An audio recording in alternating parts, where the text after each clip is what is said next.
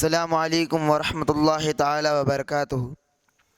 الحمد للہ رب العالمین، الصلاۃ والسلام علی سید الانبیاء والمرسلین وعلی آلہ وصحبہ اجمعین، اما بعد فاعوذ باللہ من الشیطان الرجیم، بسم اللہ الرحمن الرحیم۔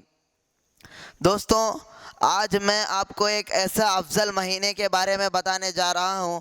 آج میں ایک ایسے افضل دن کے بارے میں بتانے جا رہا ہوں جو کہ آپ کو پتہ ہی ہوگا۔ تو ہمارا نیا سال آ چکا ہے۔ محرم آنے سے ہمارا نیا سال بھی شروع ہو جاتا ہے۔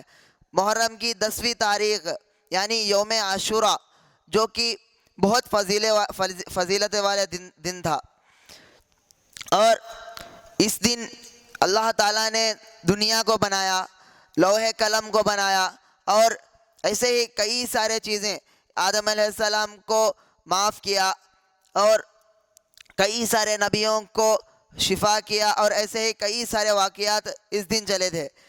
تو ان میں سے میں ایک چھوٹا واقعہ آپ کے سامنے پیش کرنا چاہتا ہوں۔ ایک بار ایوب علیہ السلام کے بارے میں فرشتے بحث کرنے لگتے ہیں کہ دنیا میں یعنی زمین پہ ابھی فی الحال بہترین انسان کون ہے، بہترین شخص کون ہے۔ بات کو لے کے فرشتے بہت بحث کرنے لگتے ہیں، اور جب ان فرشتوں میں سے ایک فرشتہ کہتا ہے کہ ابھی فی الحال دنیا میں زمین پر ایک بہترین شخص ایوب علیہ السلام ہے، کیونکہ اللہ تعالیٰ نے ایوب علیہ السلام کو مال اور دولت اور بچوں سے نوازا تھا، پھر بھی ان کے پاس کوئی گھمنڈ نہیں تھا، اور ان کے پاس جو مال ہے اس میں سے وہ صدقہ کرتے تھے، دوسروں کو دیتے تھے۔ جس کو کپڑے کی ضرورت ہے اسے کپڑا پہناتے تھے، جس کو کھانے کی ضرورت ہے اس کو کھانا کھلاتے تھے، ایسے ہی کئی سارے صدقہ خیرات کرتے تھے۔ تو جو فرشتے نے بات کیا وہ شیطان کو پہنچ جاتی ہے، اور شیطان بھڑکنے لگتا ہے، شیطان غصہ ہونے لگتا ہے، اور اللہ سے کہتا ہے، اللہ یہ تیرا بندہ جھوٹا بندہ ہے، یہ ناٹک کر رہا ہے، اگر تو اس کا مال لے لے گا تو وہ تیرا نام نہیں لے گا، تیری عبادت نہیں کرے گا، تیرا نافرمان بندہ بن جائے گا۔ اللہ کو پتا تھا کہ یہ میرا محبوب ہے، میرا بندہ ہے، اور وہ اس کا ایمان کبھی کمزور نہیں ہوگا۔ پھر بھی اللہ تعالیٰ شیطان کو دکھانا چاہتا تھا کہ دیکھ، جیسے تو سوچ رہا ہے میرے بندے ویسے نہیں ہیں، میرے پیغمبر ویسے نہیں ہیں۔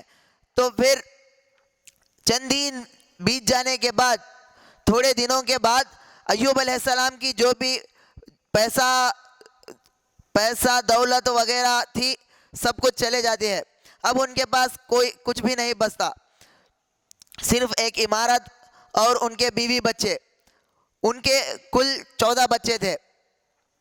تب شیطان بھیس بدل کے ان کے پاس آ کر کہنے لگتا ہے کہ ایوب، بہت سارے لوگ کہہ رہے ہیں کہ آج آپ کی یہ حالت اس وجہ سے ہوئی کہ آپ بے فضولی اپنا وقت ضائع کرتے تھے، اپنا وقت اپنے خدا کو دعا مانگ کے، بے فضول دعا مانگ کے اپنا وقت آپ ضائع کرتے تھے، اسی لیے آپ کا آج یہ حال ہے۔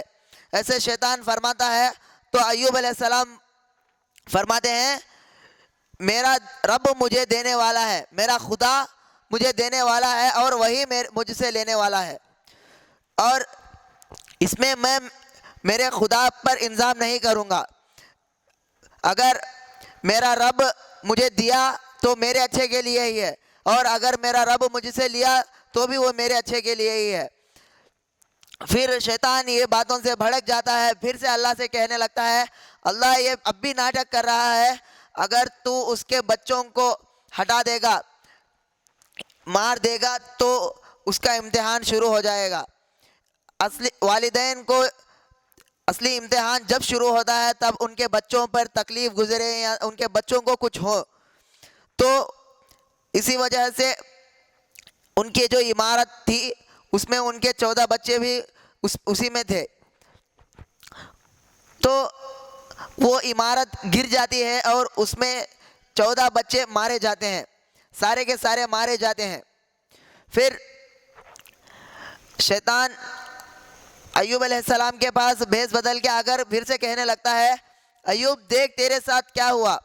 مایوسی سے کہتا ہے ایوب دیکھ تیرے ساتھ کیا ہوا, تو تیرے خدا کو اتنا مانتا ہے, تیرے خدا کی اتنی عبادت کرتا ہے, لیکن تیرا خدا تیرے ساتھ یہ کر رہا ہے, پہلے تو تیرا مال لے لیا, اب تیرے بچے بھی. تو پھر سے ایوب علیہ السلام کہنے لگتے ہیں شاید یہ بچے بڑے ہو کے مجھے تکلیف دینے والے تھے, اسی لیے اللہ نے ان کو ابھی اٹھا لیا, ابھی اللہ نے ان کی جان لے لی. تو پھر سے شیطان اللہ کے پاس جاتا ہے, اللہ اس کے پاس ابھی بھی وہ طاقت ہے, ابھی بھی وہ صحت ہے, اسی لیے وہ اتنے گھمنڈ سے کہہ رہا ہے کہ اس کی طاقت سے وہ جو ہے اپنا مال واپس لا سکتا ہے, اپنے بچے بھی واپس لا سکتا ہے. اگر تو اس کا مال, اگر تو اس کا طاقت صحت سب کچھ چھین لے گا تو وہ تیرا نافرمان بندہ ضرور بن جائے گا, وہ تیرے خلاف ہو جائے گا.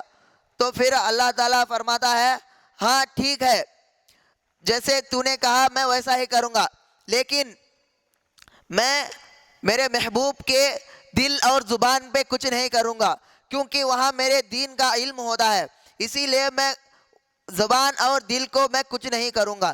تو شیطان پھر سے خوشی خوشی جاتا ہے. تو ایوب علیہ السلام جو ہے بہت بیمار پڑ جاتے ہیں, ان کے پاس تو کوئی آمدنی بھی نہیں تھی, پیسے کمانے کا ذریعہ نہیں تھا, اسی لیے وہ بہت سخت بیمار پڑ گئے اور ان کے چمڑی پہ چھالے آ گئے تھے, اندر سے یعنی بدن کے اندر بھی بہت سارے بیماریاں, دردیں سب کچھ آ گئے تھے. ان کے لیے ان کا گزارا چلنے کے لیے ان کا اور ان کی بیوی کا گزارا چلنے کے لیے ان کی بیوی کام پہ جاتی تھی, اور ایسے ہی چند سال بیت جاتے ہیں تو شیطان پھر ان کے پاس, ان کی بیوی کے پاس آ کر ان کو بہکاتا ہے.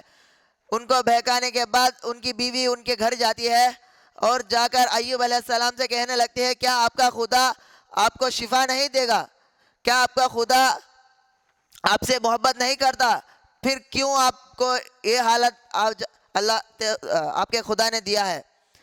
تو ایوب علیہ السلام اپنی بیوی سے فرماتے ہیں شاید تمہیں شیطان نے بھٹکایا ہوگا, اسی لیے تم آج یہ بات کر رہے ہو,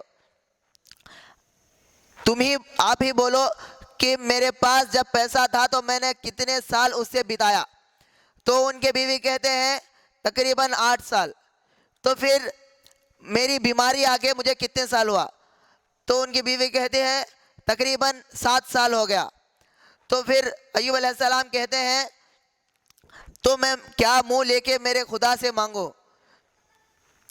پھر ان کی بیوی بھی انہیں چھوڑ کے چلے جاتی ہے.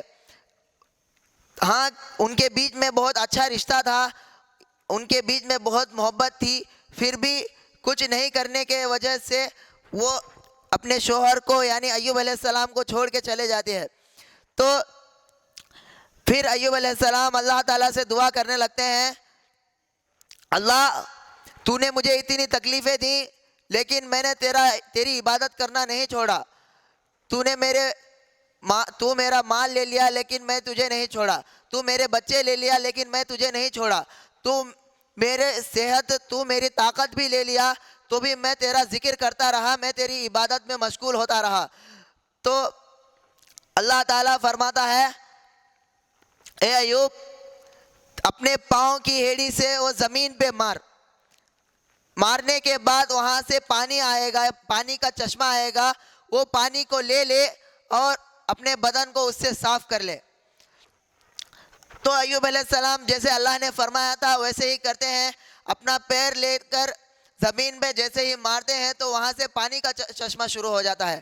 اور پھر ایوب علیہ السلام وہ پانی لے کر اپنے بدن کو صاف کرتے ہیں یعنی نہا لیتے ہیں, تو ان کے بدن پہ جو بھی ان کی چمڑی پہ چھالے تھے وہ بھی چلے جاتے ہیں, اور بدن کے اندر جو بھی بیماریاں تھے, جو بھی دردیں تھے, سارے سب کچھ چلے جاتے ہیں, اور وہ جب پہلے تھے ویسے بن جاتے ہیں. کیونکہ دونوں کے بیچ میں, دونوں میاں بیوی کے بیچ میں بہت پیار تھا تو وہ نہیں رہ سکی اور پھر سے واپس آ گئی. ان کی بیوی ان کے پاس گھر کو واپس آ کے دیکھتی ہے تو وہاں پہ ایوب علیہ السلام ہوتے ہیں. وہ ان کو پہچان نہیں سکتی اور کہتے ہیں کون ہو آپ اور میرے ایوب کہاں ہے؟ تو ایوب علیہ السلام فرماتے ہیں ہاں میں یہی ہوں. تو پھر خوشی سے جا کے ان کو گلے لگ جاتے ہیں، اور ایسے ہی چند سالوں کے بعد اللہ تعالیٰ ان کو 20 پر 8 یعنی 28 بچوں سے نوازتا ہے، اور ان کا مال سب کچھ واپس آتا ہے، اور وہ پہلے جیسا صدقہ خیرات کرتے تھے ویسے ہی کرتے ہیں. تو ان کو جب شفا ملی تھی وہ بھی اسی دن یعنی یوم عاشورہ محرم کی 10ویں تاریخ کو ہی ان کو بھی شفا ملی تھی. ایسے ہی کئی سارے واقعات جو ہے یوم عاشورہ کے دن چلا، جیسے کربلا کی جنگ اور بہت سارے. تو اب آنے والے یوم عاشورہ اور یوم عاشورہ سے پہلے دن بھی اگر ہم روزہ رکھیں گے، روایتوں میں آتا ہے کہ اگر وہ روزہ رکھنے سے آپ کے پچھلے گناہ جو ہے معاف ہو جائیں گے. اور دوسرے حدیث کے روایتوں میں آتا ہے کہ حضور صلی اللہ علیہ وسلم نے فرمایا اگر سب سے افضل روزہ تو رمضان کا ہے، اگر اس کے بعد کوئی افضل روزہ ہے تو وہ محرم کے یہ دونوں روزے ہیں. تو ہمیں یہ روزہ رکھ کے ہماری گناہوں کو بخشش کروانا ہے. انشاءاللہ آنے والے 9 اور 10 تاریخ کو ہم روزہ رکھیں گے. تو نیا سال آنے سے لوگ خوشیاں مناتے ہیں. اگر آپ کرسچینز کے کیلنڈر میں دیکھیں گے تو جنوری 1 وہ دھوم دھام سے مناتے ہیں، شور شرابہ کیک وغیرہ کاٹ کے خوشی سے مناتے ہیں. اور ہم بھی مسلمان محرم کی 1 تاریخ کو ہمارا نیا سال مناتے ہیں، لیکن ہم ان کے جیسا شراب عیاشی وغیرہ نہیں کرتے.